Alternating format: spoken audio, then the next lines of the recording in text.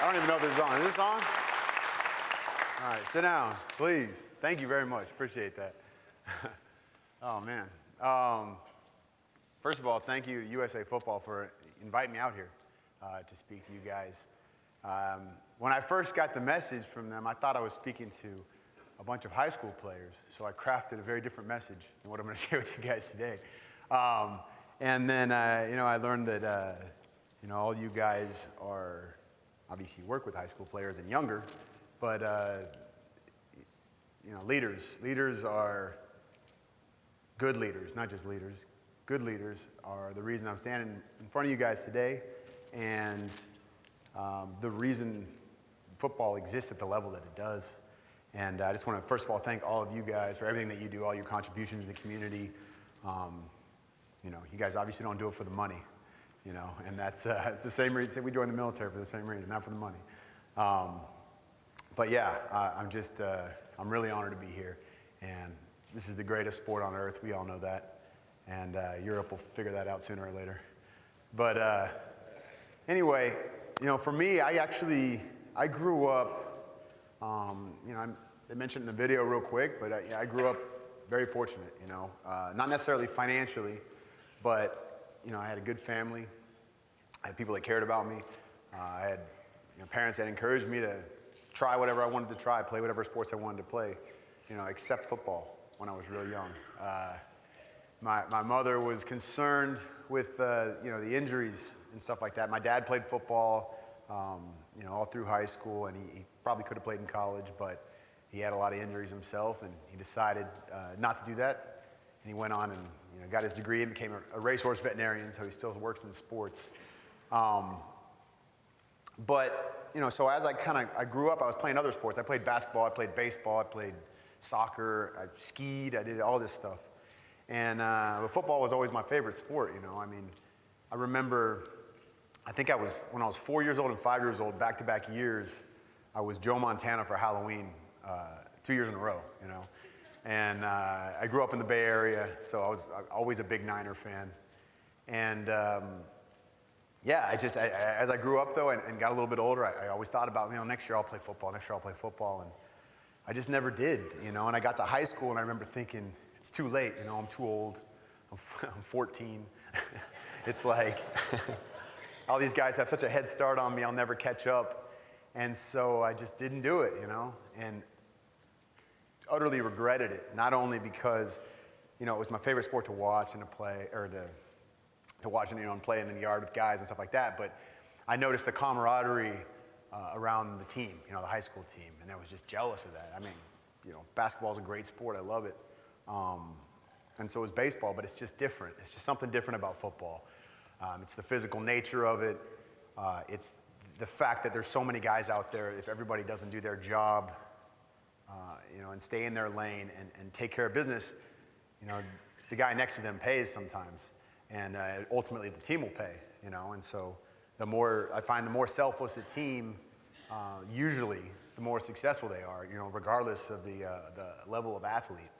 And I think that you see that more and more now in sports across all ages. There's just a lot more parity in football than there used to be, and I think it's because teams are understanding that and how important instilling that self-belief within the players, and that all comes from you guys and comes from coaches and stuff like that.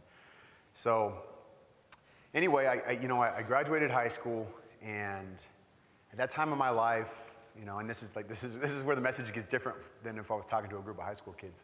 I had wanted nothing to do with college. I had no aspirations of doing anything except for playing sports and doing something that involved like manual labor. I wanted to feel like a man, I wanted to earn my own living, and I didn't understand that, you can do that with an education. You don't have to just bang things with a hammer or whatever.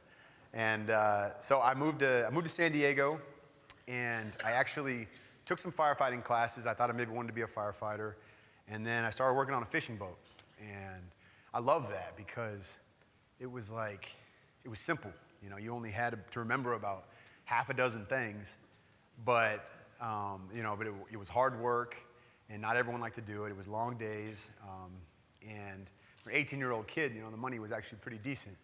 And so I did that for like a year, and I really enjoyed it. But, what I was missing in my life and what I now understand as I've grown, taken a long time to understand that. But if I don't have competition, a level of competition, and some amount of service in my life, where I'm doing something for somebody else, I just can't function. I'm not happy. I'm unfulfilled. And but at 18, you got it all figured out, right? So I didn't understand any of that stuff. I didn't care about any of that stuff. It was just about me and whatever made me happy in that moment. And then, so I headed up to Los Angeles. After about a year, I was like, this is, it's getting old. This is awesome, but I can't see myself doing this forever. I need a challenge. And so I moved to Los Angeles, and at that time I thought I wanted to go to film school, actually. And I saw a couple movies that inspired me. Some of them are sports movies, and I was like, man, I want to do that. I want to work in that industry because I want to be a part of telling these really cool stories. And I had no idea how to work for that and where to even start with that. And honestly, I moved up there, and I lived in my car for like 5 months, and I didn't know one person in the whole town. I made a few friends, and eventually found a job that kind of made me happy. It had nothing to do with the film industry, but I was actually looking for a place to live, and they used to have these cork boards all over Los Angeles. People would post, jobs or different opportunities, and I was just looking for a room to rent.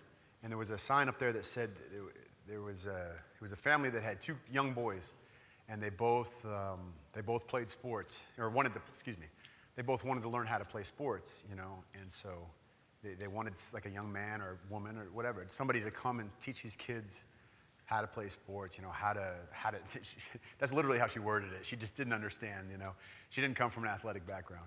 And so I called and went over there, and her husband is a screenwriter who wrote Revenge of the Nerds, so he didn't know anything about sports.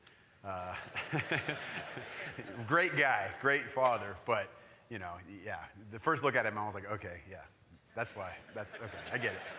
And and she was awesome. And she was like, by the way, just so you know, my younger son, my 5-year-old, is autistic.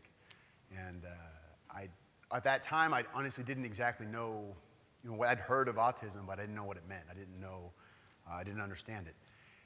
And so I met him, and took the kids out, started we'd go play soccer at the park, play catch, whatever. Sometimes we just exercise, just something to get him out of the house and do that boy stuff. And I developed this really strong relationship with that young kid just because, maybe I'm a little bit autistic, I think, at times.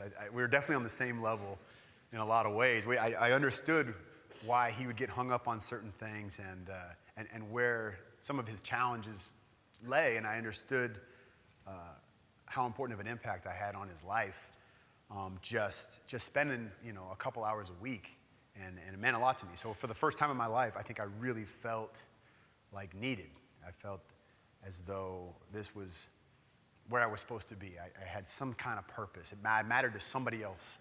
Somebody else's life depended on me even a little bit, and that meant a lot to me. And moving forward, it was something that I always remembered and always had to keep that. There had to be a piece of that in my life to make me feel whole, really. So, so I did that for a couple years. I ended up meeting through his speech therapist. I ended up meeting about 4 other young men with autism, and I sort of became like a mentor to them.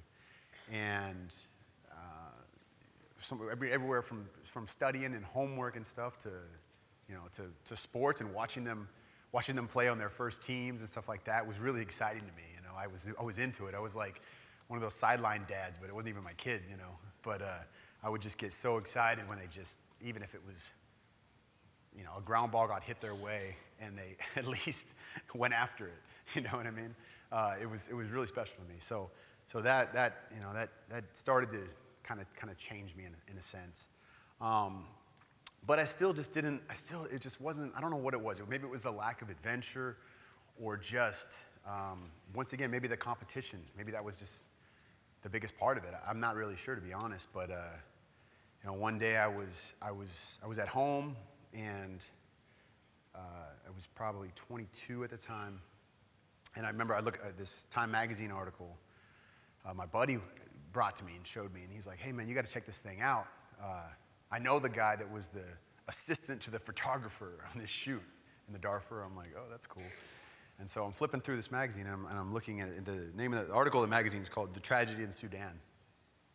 And these pictures and images just hit me like nothing ever had in my life. I don't know why it was. Maybe I was just in a strange, vulnerable state, but I just was like, man, I got to go there. Somehow I got to get myself there and help. And I don't even know what I would be doing, to be honest. I didn't have any special talents in that way, except for, I knew how to work with kids.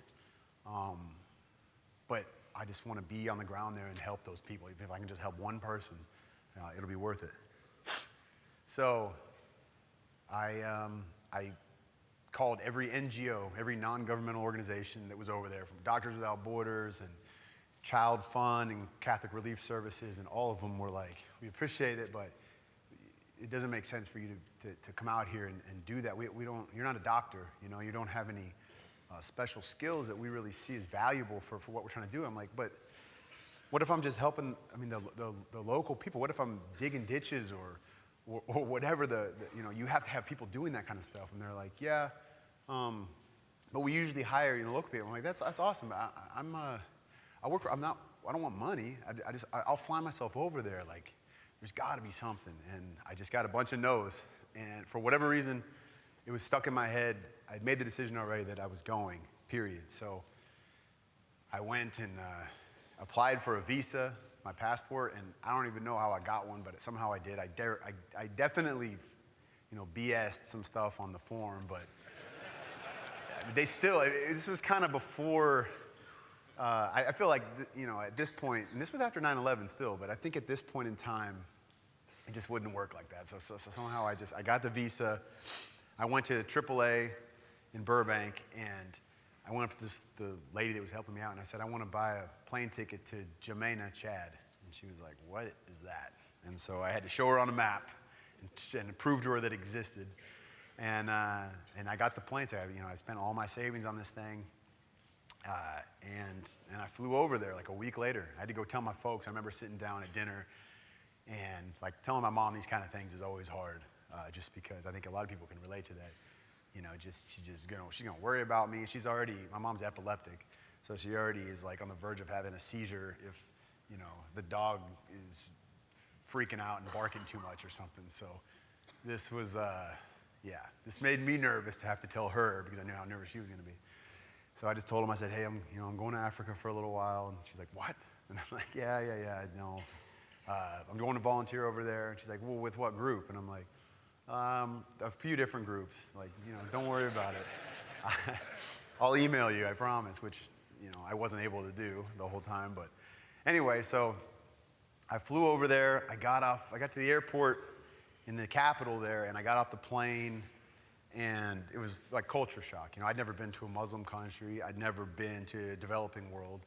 I'd never seen anything like that. And, it didn't really scare me. It kind of excited me. I was kind of drawn to it for whatever reason, just because I felt like, it just felt like that belonging feeling again.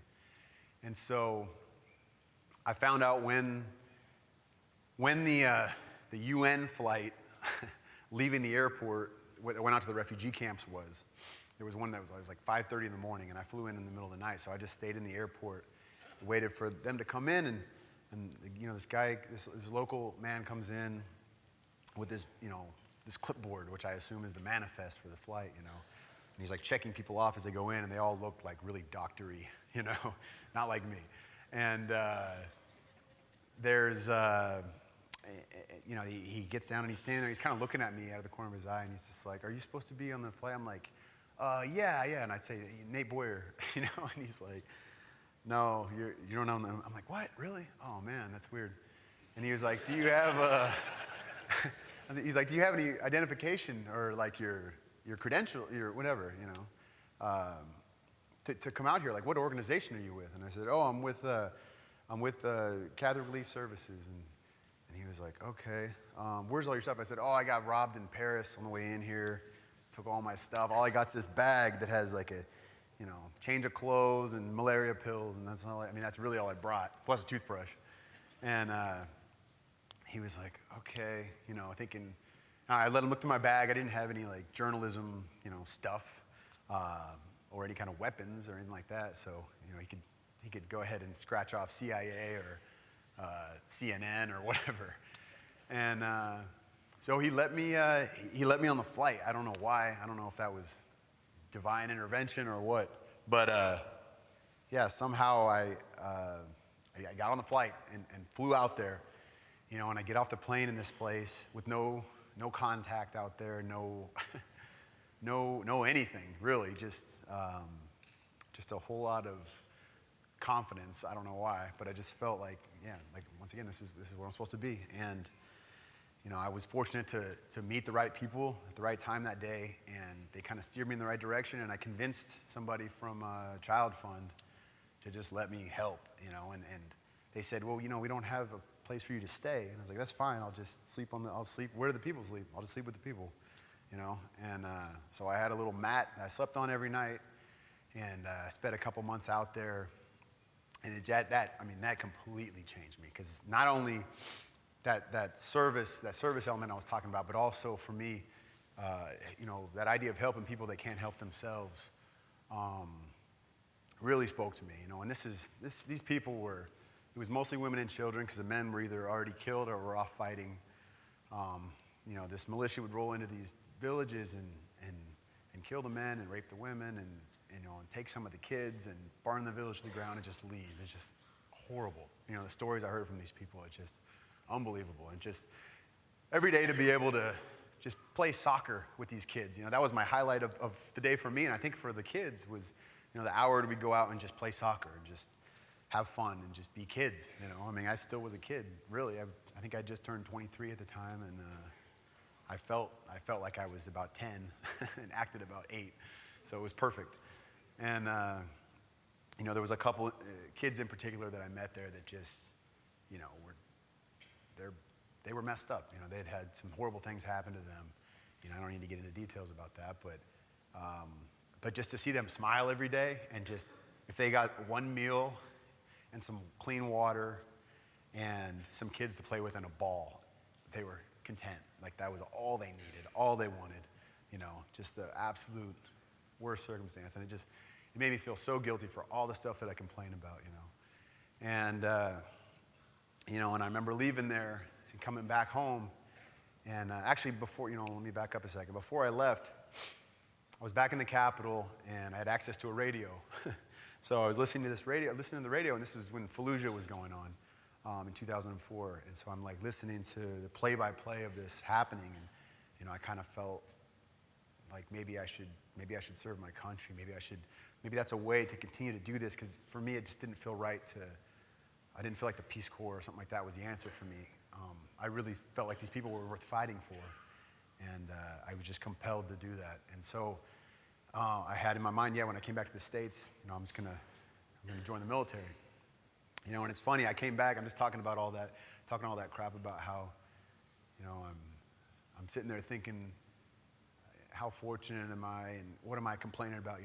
I'm not back in the States 2 days, and that stuff comes back, because it's not our fault. It's just what we're blessed to live in this country and everything that we have, and it's almost like the more stuff we have, the more that it ends up sort of consuming us, And I just, I remember I'd start thinking about, complaining and worrying about bills and all those things, and I'm just like, what am I worrying about? Just shut up. Who cares? It's fine. You got everything you need. And it still haunts me today. That's something that's never going to go away. That's a constant battle. That's what being an American is. That's the first world problems right there. So I went to the recruiter, and I said, I want to be in the military. I want to be in the Army. And he was like, what do you want to do?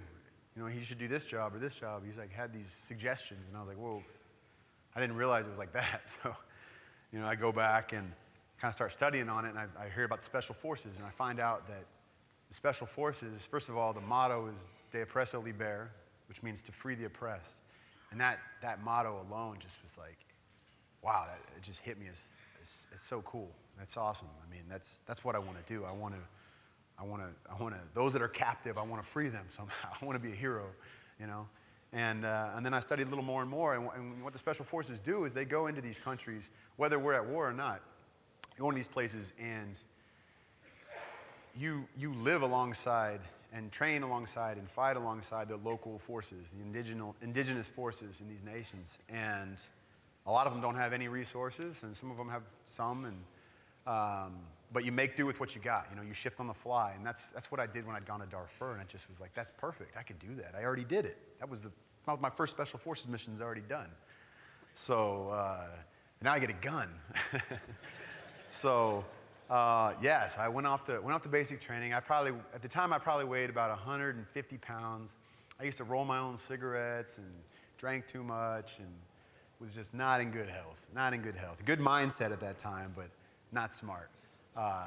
In a lot of ways. And so I cleaned all that stuff, I quit all that stuff up, and I was like, all right, basic training, I'm focusing. I got 13 weeks before I go to selection for Special Forces, you know, and I got 13 weeks to totally transform myself. And I remember the first PT test I took, which stands for physical training, you have 2 minutes to do as many push-ups, sit-ups as you can do, and then you run a 2-mile run at the end of that. And I get down and I do like 29 push-ups, which isn't that many. It's not that many, not for if you're trying to be Special Forces. I did 29 push-ups, and I could only do like 50 sit-ups, and I ran 2 miles in like 15 minutes. And then, and so I didn't even have a number in mind, but I had, you know, my goal was to just greatly improve on that throughout the 13 weeks at a minimum. And so I was doing extra stuff. Every day before I went to eat in the dining hall, you know, I would do 20 pull-ups instead of some of the guys would do 10. And then when we had any kind of spare time, I would go to the track and do like a mile of lunges or something just crazy, something that sounded crazy even to me, just so that I knew, you know, if I just get this done, I just knock it out, you know, then eventually when I get to those challenges and I get to selection, when I get wherever, when I get overseas, nothing's gonna seem that bad, you know, if I can just put myself through some of that pain now. And by the end of basic training, just 13 weeks later, in 2 minutes I did 145 push-ups and 107 sit-ups, and I ran 2 miles in under 11 minutes. So I literally transformed myself in 2 weeks. So if anybody, you know, wants to lose a few pounds, just join the Army and easy day. You'll be set. Just quit after basic. You know, tell them I only want to sign up for basic. No. So then I went off to selection, and you know, selection was a whole nother animal. I mean, it's every day you're putting this enormous pack on your back. It weighs anywhere from 45 to about 145 pounds, depending on what your mission is for that day. And you're doing land navigation, you're doing some team building stuff with other guys, and no matter what it is, it involves walking long distances throughout North Carolina, mostly. And yeah, and I went through selection, and I finished first on almost everything. And, you know, and not because I was a great athlete at all. I wasn't a great athlete, not even in high school, and definitely not before I joined the Army.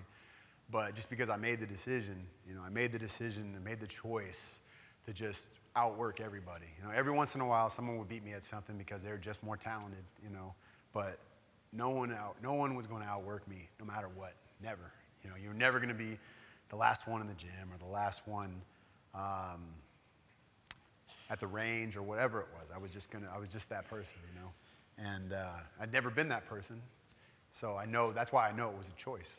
You know, I just kind of, it's something, I was so passionate about this thing finally. I really just wanted to be a Green Beret, and I wanted to go fight for my country, and like I said, fight for the people that can't fight for themselves. And so with that in mind, that service aspect and that, you know, wanting to help other people, that held me accountable. You know, I didn't even need anybody else really to hold me accountable to that, because I had that dream and that desire and goal that I wasn't going to let anybody take away from me. You know, I was never going to quit no matter what.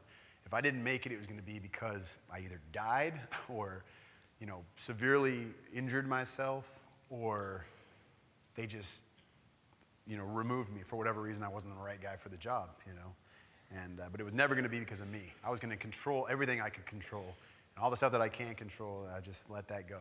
That's just There's no reason to worry about that stuff. We understand that. Anyway, so yeah, I made it. You know, I got my Green Beret, and I got sent off to my team.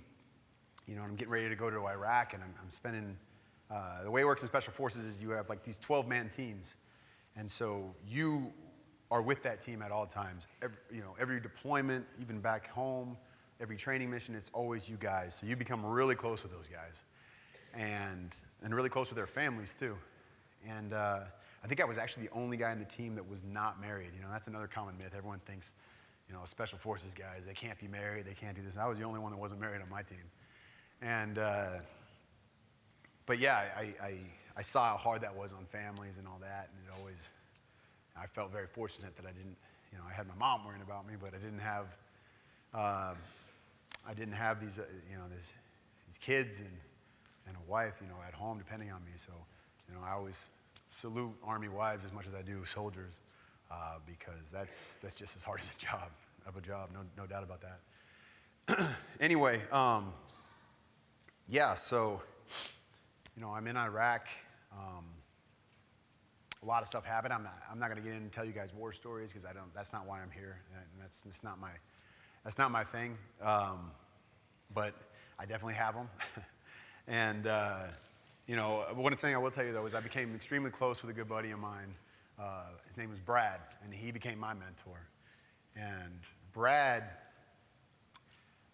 was amazing. You know, he was that guy that was always just about everybody else. It was always about helping out everybody else, no matter what the job was, no matter what time of day it was, how tired he was. If you needed help with something, Brad's going to help you out. And then, you know, I came to understand that he actually, you know, he was married when he was very young, and he got divorced, and he was like, I'm never getting married again. You know, it's just not, I want to be single, I want to have fun, and blah, blah, blah. You know, and then he meets this girl, and he starts kind of dating her, and she introduces him to her child. She was a single mother, and her child has cerebral palsy. And, you know, Brad fell in love with that kid before he fell in love with his wife, honestly. You know, he told me that. He was like, something about, you know, just, I know it was the right thing to do, you know, and that kid, the way he smiles at me, and it's just, I had to do it, man. And I'm just like, damn, that is nuts. I couldn't even imagine being that selfless. I mean, that's the rest of your life, you know, and that's a huge part of your life. And so, yeah, that just really, man, that was something that, as soon as I learned that, you know, I had more respect for Brad than I'd had anybody in my entire life. And, yeah, so, you know, we're going through that deployment, and it's getting towards the end. And, you know, this time I'm 28, almost 29, and it's the end of my enlistment. And I'm kind of trying to figure out what I want to do next. Do I want to re-enlist? I didn't really want to get out. You know, I enjoyed it, and I wanted to keep serving, but at the same time, I'm not sure where that came from, but once again, I had that kind of desire to challenge myself again and compete in some way, you know. And football just sort of came to me as like, why don't you go play football? And it was funny because, and I think a lot of it was regret. You know, I think I regretted not playing when I was younger. I know I regretted it. And that just sort of ate at me. It was just like, you know, well, why didn't you do that, man? Why didn't you go after that thing, you know, the thing you always wanted to do? What were you afraid of, you know? And I was thinking back on the fact that I was 14 and I was thinking I was too old for it. Now I'm twice that old. And I'm just like, you know what, screw it. Just go for it, you know? And I'm talking to Brad about it. I'm like, yeah, man, I'll go back and I can go to, I could probably make it at a junior college or like a smaller school or something like that. I mean, I'm in good shape now, in better shape than I was in high school even. And he's just like, dude, no, you could play at a big school. You should go for the big one, man. Don't settle for that. And I was just like, yeah, but I mean, I want to make it. And he's just like, you'll make it. And so I started thinking about that, and I remember being in Iraq, and I remember noticing all of a sudden, once I'm thinking about this college football thing, I'm noticing how many Longhorns there are everywhere. Like, people got these flags hanging in their barracks, you know, Longhorn flags, and guys wear the ball caps when they're off duty. And I remember even in this movie, American Sniper just came out last year or whatever. and Bradley Cooper's got his Longhorn hat on, in that movie a bunch, and that's totally true. My team sergeant wasn't even from Texas, and he had a Longhorn hat he always wore. And so I just sort of understood that it came to an understanding that it was sort of, they call the Cowboys America's team. Well, this was kind of the military's team. And, another thing was someone told me that the deployment before he was on, that Mac Brown had came over there, and he went over there on a USO tour, and he was visiting with all the soldiers, and they had these other coaches there too, which it's awesome that they came, but he said, man, Mac stayed later than all of them. He shook everybody's hand. He signed every autograph. I mean, he didn't care. He said he was not leaving that country until everyone that wanted to meet him got to meet him, and that was awesome to me. That meant a lot to me. And I also thought, you know what? That guy's not going to be able to cut me. So if anything, yeah, I just guilt him into it. So so I came back, and I transitioned out of the regular Army and transitioned into the National Guard. And I moved to Austin. I turned 29, and I checked myself into a Motel 6 for about a month. Didn't know anybody there either. And I'd been to Austin one time, which it's a great city, and I had a really good time. So I knew I was going to enjoy Austin, but the college experience was going to be somewhat of a challenge, just because I knew I was going to be around a lot of young people that thought like I thought when I was 18 to 22, but not as bad as I thought. But anyway, I checked into a Motel 6, and they had tryouts for that week, and so I remember going to tryouts every day, and it was all conditioning at that time. We weren't in pads or anything like that, and it was they were just trying to run guys off. The way they did it at Texas, and I think they do it at a lot of schools, you can't just go try out. Like, you have to apply for it, basically. So you got to send in high school film, recommendations from your coach. You got to have at least a 3.0. Like, they want guys that are going to be successful. They're not going to drag the team down in any way, and then also they're going to be able to help out, especially on scout team. They don't see that person as someone that's probably going to come in and play, but they're going to be a good addition to the team. And so I didn't have high school film, obviously, and I didn't have a coach to vouch for me. So I let the strength coach know. I said, yeah, I'm 29. I was in the Army, blah, blah, blah. And, I don't have film and stuff like that. Is that okay? He's like, yeah, that's all right. We'll let you try out. And so I was like, okay, cool. And he's like, what do you play? I was like, wide out. Or slot, like a slot receiver, it's whatever. But I'll play anything, though, and he was just like, okay. So we're doing all the conditioning stuff, and the first day they had us, they'd whittled some guys out, but I wasn't cut yet, they didn't given me my Longhorn workout uniform or jersey or shirt or whatever, workout outfit yet, but I hadn't been cut yet, and so this was the first day they were gonna integrate us with the rest of the team, and we go out on the field, and he's like, all right, everyone, all the skill position going to run 6 laps around the field, and all the big guys, all the linemen, you're going to run 4 laps around the field. So he sends us off, and I just like take off on a sprint, and I could hear the guys on the team that didn't know who I was or what I'd done and where I was, whatever. They were just like, bad mouthing me and just like, who do you think you are, kind of stuff, not in so nice a language, and I started like lapping guys, I came around, I lapped everybody. The O-line, D-line, I lapped like 2 or 3 times. And they were sucking. It was pretty funny, And I just didn't look at them. I didn't say anything. I just, didn't smile. I just kept running. And every time I came around the bottom, at the bottom of the, behind the goalpost, when it would make it 1 lap or whatever, where we started, one of the assistant strength coach was just like, kick their ass. So I was like, okay, keep going, you're doing the right thing. And I just finished it almost, probably the fastest I've ever run, about a mile or whatever that was. And Mad Dog, Jeff Madden, who was the strength coach at the time, he took me aside. He was like, how old are you, son? I said, 29. And he said, what'd you do in the military? I said, I was in the Special Forces. And he was just like, okay. And he brings everybody around afterwards, and he chews all of them out for not running fast. So now, yeah, everybody hates me. But then he tells them who I am, where I came from, and all that. And you just got beat by an old man. And then this is like one of the cheesiest things I did when I was at Texas. But he had me get in the middle and break them all down on USA on 3, which is pretty funny. Actually, it makes sense here, USA football. But at that time, I was just like, oh, I don't want to do that, and whatever. So I was like, USA on 3.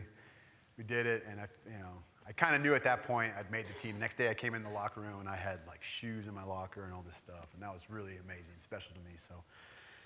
So anyway, yeah, I didn't know what position I was. I thought I was a wide out. The first day of practice in pads, one of the starting safeties at the time, came up to me and was just like, you're a DB. And I was like, what? And he was like, yeah. You want to be a DB, trust me. You want to play, you want to be on special teams, right? You want to play? I said, yeah. He said, well, you have a better shot if you're a DB. And I said, okay. And I said, well, I don't even know how to backpedal. And he's like, I'll teach you. So he took me, any extra time he had, we would go learn how to like backpedal, and he taught me about, coverages and routes and all that stuff. And as much as he taught me, as much as I learned, I'm never going to get past running like a 4.8 tops. So me playing safety at Texas probably wasn't in the cards. Now, at the end of the day, if I would have kept playing that, I think I would have maybe gotten an opportunity towards my senior year, but I wanted to play now, And so after my first year, I remember looking at the roster. I'm just kind of going through the positions, and seeing like, could I play that? No. Could I play that? No. And I'm like, long snapper. First of all, when I got to Texas, I didn't even know what a long snapper was. I didn't know there was a guy that comes in on punts and extra points and snaps. I thought it was just the center, that did that. I didn't know there's an extra guy that's all he does, And so I started studying this. I started kind of like, watching the guys at practice, watching the 2 long snappers, and I'm just like, I could do that. I pitched, it can't be that different. It's just upside down with a totally different ball and pads, it's the same. So I started, I was like watching YouTube videos and, Googling it. I'd like literally just Google like how to long snap a football, and started watching these little videos about it and reading everything about it. And it became like that thing when I was in basic training, I was like, I'll just outwork everybody in the country who's trying to long snap. And I just would snap like 100 balls a day, like way too many. I had, what do you call that? Not arthritis. Tennis elbow, whatever that's called. Tendonitis, that's it. I had like tendonitis from doing it, but I just would put a sleeve on and just keep going. And, eventually I started to get okay at it. And I remember I went into Coach Brown's office. That's what he was talking about in the video. I went into his office and I was like, Coach, I was in the National Guard, like I said, and I was actually getting deployed that summer to Afghanistan for about 4 months. And fortunately, Admiral McCraven, who was the head of Special Operations Command, also went to Texas. So he was like, I will get you back by training camp. And I was like, okay. Sounds good. I trust you. So I told Coach Brown before I left, I said, hey, Coach, I want to come back and try out for long snapper, in the fall in training camp. And he was like, okay, well, did you ever snap before? I was like, Coach, I didn't play football before. Of course I didn't snap. I've never snapped before, but I've been working on it the last couple months, and I'm gonna keep working on it over there. All I want is an opportunity. All I want is a chance. I don't expect you to, I don't want charity time on the field. I don't want anything like that. He gave me, that first year he gave me, I got to cover on 1 kickoff, and it was awesome. I didn't get me wrong, but I was like, man, I want to play like meaningful snaps, I want this to matter. So I took a couple balls over there with me, and when we weren't running missions and doing bad things to worse people, I was snapping footballs. It was funny because the Afghans, they come out of the woodwork, and we call it Afghan TV whenever the Americans are doing something odd or different, something they've never seen, and they'll come out and they'll just do their little squat thing, and just like watch you for it the whole time you're doing it, and who knows, they're probably just talking trash, but whatever, it doesn't matter.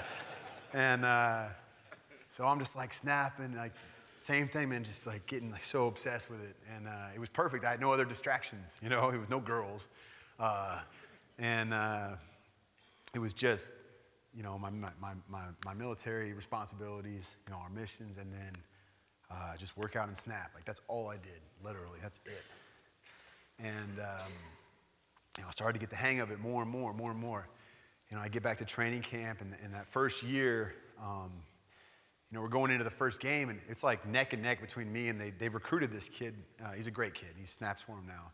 They recruited this kid out of high school to be the snapper, And it's his first year, and it's my first year really, so they're expecting him to just do it. And I'm competing with him in camp and actually, doing pretty decent, giving him a run for his money. And towards the last week, I got one of the coaches that thinks I should be the guy, and the other coaches are like, especially the coach that recruited him too, are just like, no. Like he can be the backup, he'll travel, but I just don't, it's a bold move, Cotton, as they say. And so, the first game of the year I didn't start, and I was the backup. And it's a weird position to be in, because everybody's got that, you got that demon in your head that is trying to tell you should wish bad ill will on that guy, and but at the same time you just feel horrible, you feel guilty, and it was a weird battle. I did not like that feeling, so I just was like, the only reason to cure that is I have to win the job somehow. And so, the first game, it wasn't a very good team. We beat them by a lot, and he had a couple of not great snaps on the field goal, an extra point. So that week of practice, Coach Brown just took us aside and he's like, hey, this week we're gonna have a competition, you two, for the field goal and extra point. You guys are just gonna snap, on Wednesday you're gonna snap X number of balls, and whoever does better is gonna start Saturday. And so I was like, okay. So I went out there and kicked his butt. And so I started my first game after that, and then I started 37 more consecutive games at Texas, and the next year I beat him out on punts too. So then my last 2 seasons I started on punt and extra field goal and extra point. And it was incredible, playing at Texas. I think the most memorable game was actually my senior year when we lost to OU, and this was because we were not good. We had a new coach come in, a lot of changes, and I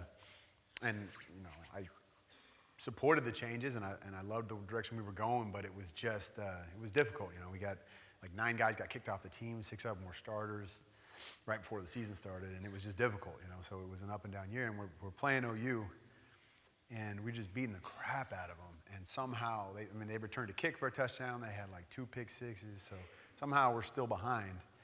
And we're like coming back. Right at the end of the game, we just barely lose it. And we're so disappointed. But like if you look at the stat line, we had like 300 more yards than them and all this stuff. Or 200 more yards, whatever, it doesn't matter. Somebody's going to sharpshoot me on that one, I'm sure. But anyway, we lost. And at the end of the Texas OU game, the winning team goes out in the middle of the field with their flag and all, that stadium's divided. It's like red on one side and orange on the other. The losing team, usually their fans are gone, they empty that place. Well, in this case, all the OU fans left, and the Texas fans stayed in the stadium, and they were yelling Texas fight, because they were so proud of the way that we'd fought. We went into that game like we were like 2-3 or something, and OU was like number 3 in the country, undefeated and all that. And it was amazing. Just that feeling of the support, and knowing that even though in the outcome, you didn't win the game, but they knew who won on the field, like who outplayed who. And, and our fans were proud of us. And that was awesome. That was a great feeling, And then, the other game was actually a bowl game. It was the Alamo Bowl in my sophomore year. And I think the game was on December 26th or something like that. On December 13th, 2012, I got a phone call from a buddy of mine that was on my team. And, I'd actually just talked to him and Brad the day before they were in Arizona on a training mission, just doing, we were on a Halo team, which is high altitude, low opening. It's like a skydiving team. And so they were out there doing some training, and so then on the 13th, he calls me, and I pick up the phone. I'm like, what's up, man? Something happened today or what? And he was just like, he said, Brad's dead. And I was like, what? And he told me that he had a total malfunction of his parachute and his reserve. Nothing opened, and he burned in, essentially. And immediately I just thought about Lisa, his wife, and Ethan, his son, and just like, oh my God. Like, how are you going to go on? You know what I mean? And so I remember talking to Lisa about it the next day, and I didn't even know what to say. Obviously, no one knows what to say in those situations. And I went out to North Carolina and was a pallbearer in Brad's funeral, and and I talked to Lisa, and I said, hey, I talked to the team, and we're going to dedicate the game to Brad, the bowl game. We were playing Oregon State in the Alamo Bowl. And she was like, that's really great. Thank you so much, Nate. Seriously, that means a lot. She's like, I really do mean it. And so Coach Brown told me, before the game, he said, hey, if we win, let the operations guy know if we win, we're going to send game balls out to the family, out to Ethan, and one for Lisa and a game ball for Brad too. And I was like, wow, that's amazing, Coach. Thank you so much. And so I'm thinking like, yes, we're gonna win. We're gonna do this. This is like a little nothing that'll mean maybe something to Lisa. And anything I can do to comfort someone in that, her in that situation, and just let her know that a lot of people are behind her. So, we go out there, and for 3 quarters we played terrible, and I think we were down by, in the fourth quarter, we're down by, I think we were down by 17 in the third quarter. I think we cut it to 10 in the fourth quarter, but still, it's like, it's getting down there, and I remember thinking, thought in my head was like, man, we blew it. Like, we did, this is the one game, we were never very good when I was at Texas. We were never national championship bound or anything like that, but it was just like, this is the one game we have to win, you guys, come on. And I just remember sitting on the sideline and just thinking about, the fact that we lost, and just thinking about Brad, and it really sucked, It just kind of hurt. It hurt me, because I'm thinking, I'm not the most religious person, but I'm definitely spiritual, and I think Brad was, Brad was probably watching the game, even though I don't think God cares about the outcome of football games. I think, Brad was watching, and I just wanted to do him right in some way. I didn't get to say goodbye, So all of a sudden, we get a turnover or something, get the ball back, and there's just a few minutes left, and I don't know if you guys remember Marquise Goodwin. He plays for the Bills now. He's in the Bills shirt. He's really fast.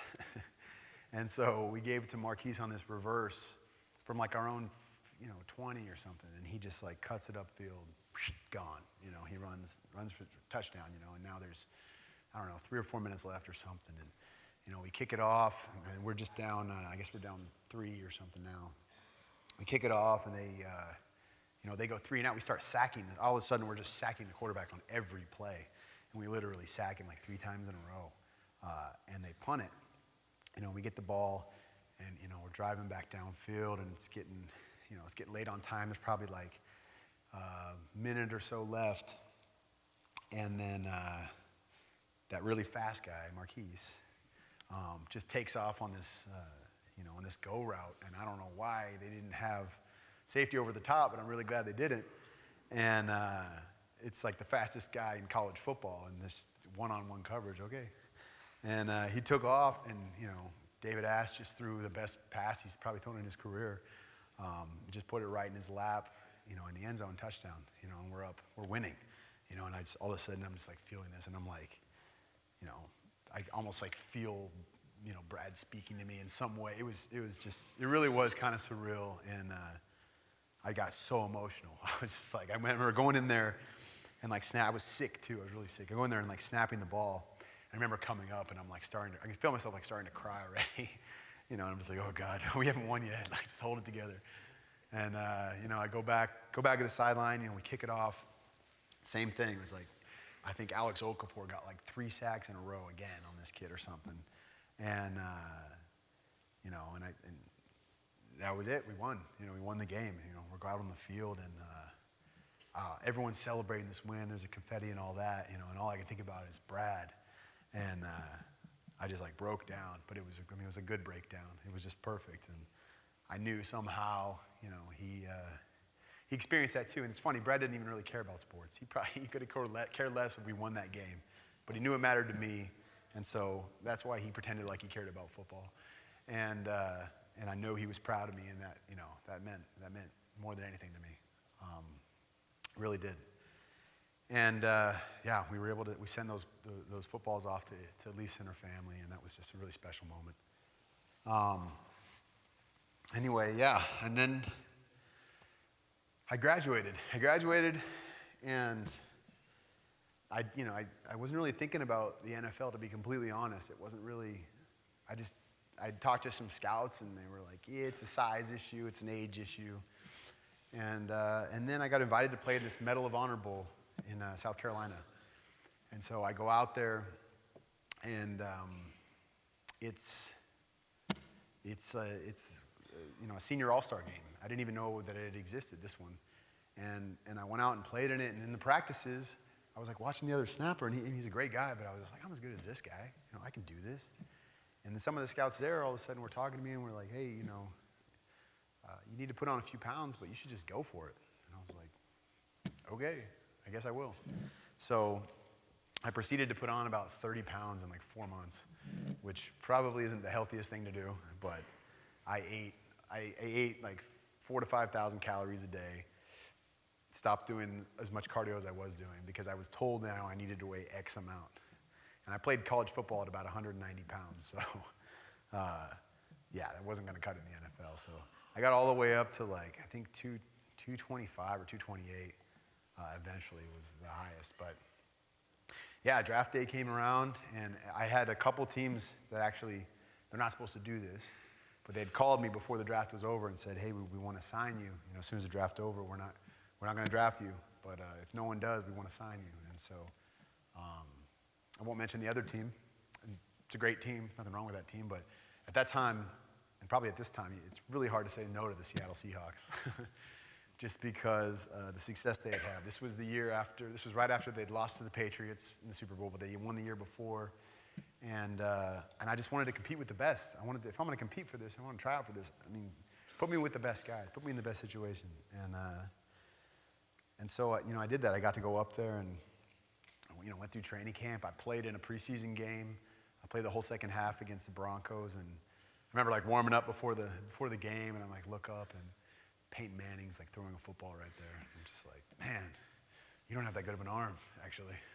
No, I didn't say that. But but that was amazing, And then playing in that, just getting that opportunity. Obviously, it didn't work out. I got released. But I never would have imagined. I would have imagined, but never really believed that I would have that opportunity. I'd be standing there at age 34 years old. A game I didn't even play. Hadn't even played. I'd snapped my first ball 3 years before that, and just to have that, it spoke to the fact that I just made a decision. I just made the decision. I just chose to be that person, and I'm still trying to be that person. I got a lot of other things I'm trying to do. But leaders. When I think about a good leader, I think about guys like my captain Steve when I was in Special Forces, and he, this was a guy that he tells you what to do, but not only will he'll stand by his decision and not waver, but he'll get down on his hands and knees with you and do the exact same thing. You know what I mean? No matter what it was, and that to me is what a leader is. It's not someone that just outranks you. And sometimes it doesn't. Sometimes the best leaders are people below you. There's on football teams you see that all the time. You see sometimes the freshmen are the leaders, and they're not even starting. And it's it's never the guy that's running his mouth. It's never the guy that's talking. It's the guy that's just working. Every day he just shuts up and he works. And I think as far as, you know, now that I'm a little older and I'm more of a mentor, I try to maintain that. You know, when I'm talking to younger kids or working with younger kids, I want to work out with them. You know, I had the opportunity recently to start training with Jake Olson, who's a long snapper for USC, and he's blind. I don't know if you guys know about this story, but unbelievable. You know, he started snapping when he was like in 8th grade. He just does field goal and extra points because he obviously can't run down the field, but he snaps and then he, you know, feels for the guys and blocks, and it's all feel for him. And just working with him, you know, it's just, it's awesome, you know, but just being able to get down there and you know, I have him, you know, he'll put his hands on me and feel the position I'm in and then try to emulate that. It's unbelievable. But yeah, I'm so thankful to be able to have that opportunity. It's such an honor to be a leader, to be considered a leader, for have someone to look up at you, you know, and actually believe that you're the man when you know you're not, you know. But yeah, it's really cool. And you know, once again, I really appreciate everything that you guys do. Seriously, like we need way more people like this in our country. Well, the last thing I'll kind of touch on real quick is, you know, moving forward, that service stuff. You know, I've had the good fortune to meet a lot of great people that, you know, some are great athletes, some of them aren't, you know. Some of them are just doing amazing things. Some of them are veterans, you know, some of them aren't. But I got a phone call actually the day after I got cut from the Seahawks from Chris Long, who's the defensive end formerly of the Rams. He now is cut as well.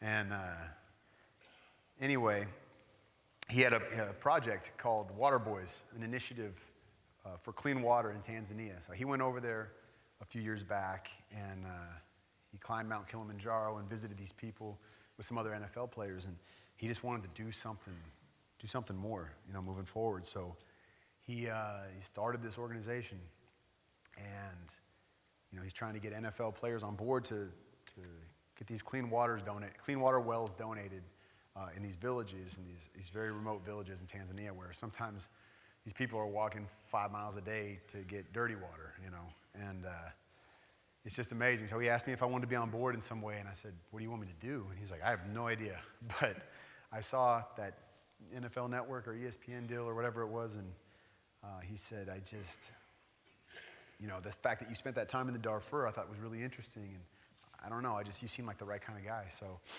I said yes, and I just recently, I had started, this was back in September, we started raising money, and the goal was I was going to go climb Mount Kilimanjaro with a wounded vet. And so I took a buddy of mine who's a single leg amputee, and he's all the way up, single leg amputee. And we were going to go climb Kilimanjaro together. And so we raised about $120,000 before we left. It was enough they're working on the 3rd well right now. And we got a chance to go over there to Tanzania and spend time in these villages, meet these people, and see the people that it affects and see how that service is. And really, for me, the special part was watching Blake. That was the guy I took. Watching Blake and how it affected him and how he was so proud to be a part of service again, you know, and giving back, even though he lost his leg in the developing world, you know, and he's back there helping those people. It's just, that really inspired me, and it was amazing to see. And, you know, unfortunately, he had a lot of issues with the prosthetic leg, and so he didn't make it all the way up this year. But, you know, he told me to go finish it, so I did. And you know, and I came back down. I told him, man, you can do this, and you will do this. And so we're actually going back next year with a big group of some veterans. We're going to bring some ex-players too that are also kind of struggling with the transition. And there's a lot of those guys out there. I know most of you guys have probably seen concussion, and I mean all that stuff. There's some stuff there, you know. So, you know, safety. this is what a lot of what USA Football does, and you know how important it is to start that at a very young age, you know, and yeah, I mean, you guys know that. That's why you're sitting in this room. But yeah, I mean, that's my equipment when I was deployed. My equipment was what kept me alive. You know what I mean? I was in a truck that was blown up before, and you know, without the proper equipment and doing the right thing and being in the right position, I might not be here. You know, and that's why we have a lot more wounded vets nowadays instead of instead of guys in the grave, because of equipment and because of safety standards and stuff like that. So anyway, keep fighting the good fight. Obviously this game's not going away. We can't ban it because it's just too good. So, it's got to start somewhere, and it's got to start with, it starts with, people in this room and teaching the young people that, there's a better way to play. There's a better way to play, and it's not going to make you any less of a great player, to do that stuff the right way and to really focus on keeping you and your buddies safe. It's the same kind of mentality we have in the military. So anyway, I think that's it. I really appreciate it once again, you guys, for your time and everything like that. I know I think I'm over. I got to run. But if there's any questions, please do ask. Sorry, I made you sit here for an hour. I know you've been sitting for 20. Is it 20? It's not 20 straight, right? There's naps in there somewhere. Okay. All right. Well, thank you guys very much. God bless you.